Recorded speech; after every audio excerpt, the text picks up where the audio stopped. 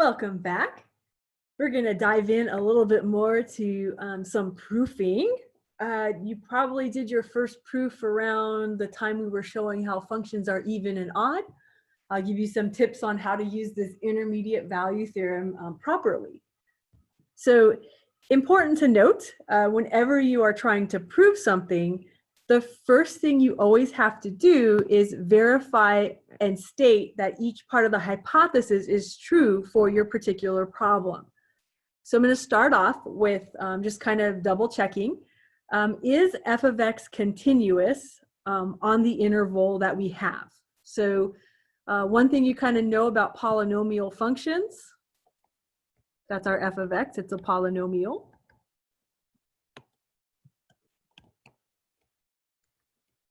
Polynomial functions are continuous everywhere on all real numbers. So yeah, the first thing we can state for ourselves as far as our proof is concerned is we're going to first verify that f of x is a continuous function.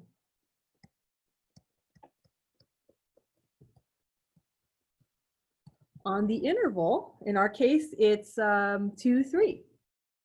So if it's continuous everywhere, it's got to be continuous on the interval from 2 to 3. So step one, we kind of have that taken care of. The next thing we have to verify for ourselves, does the function evaluated at a and b, will they have opposite signs? So the next thing we will do, still kind of dealing with the hypothesis part of the theorem, we're going to evaluate the function evaluated at the endpoints. So in our case, if we're double checking, just so that we all see, remember that the way it's stated is that the a is first, the b is second when we deal with the interval. So we'll be looking at f of 2. So you could take your time and just plug that in. So that's 2 cubed minus 2 times 2 squared minus 2 plus 1. So just take a little time. Simplify that a little bit to verify. We're going to see what we get. So we have 2 cubed is 8, minus 2 times 2 squared, that's 2 times 4, minus 2 plus 1. And I take a little time. Maybe you can take less steps, but I always like to be sure. So writing out an extra step or so does not affect our timing, so we should be good to go. So I have 8 minus 8, that's 0. 0 minus 2, negative 2. Negative 2 plus 1, we're going to get a negative 1. Okay, so we haven't done much yet, but what we want to look at is also check out the function evaluated at the right endpoint, which is at 3. So we'll do the same thing.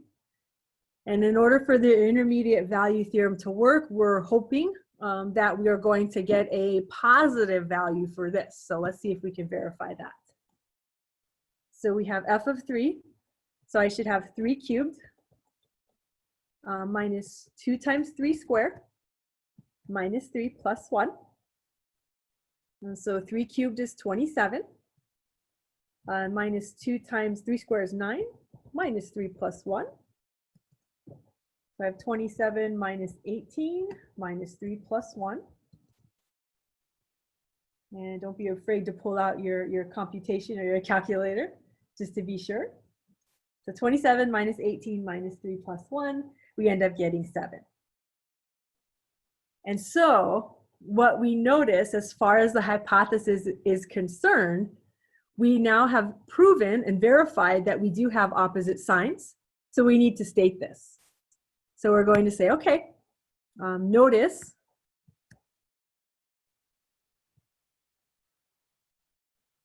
f of 2 and f of 3 have opposite signs.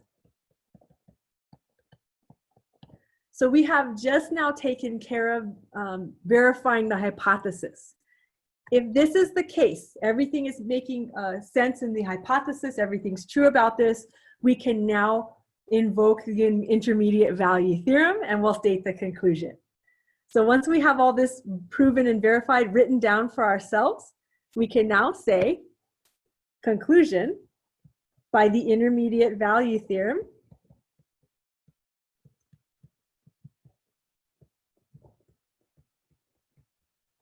or sometimes you may be tired of writing, so you'll say IVT. That is okay too. We can say that the function, or there exists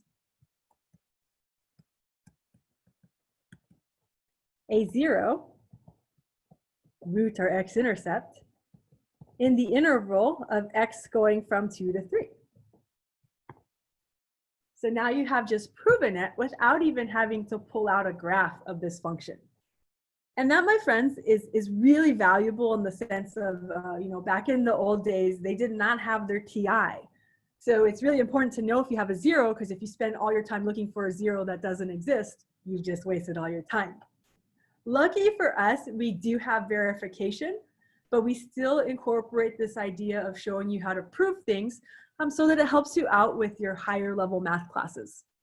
So you don't have to do this too many times in this particular course, but I do like to provide you with an introduction, so maybe it helps you later.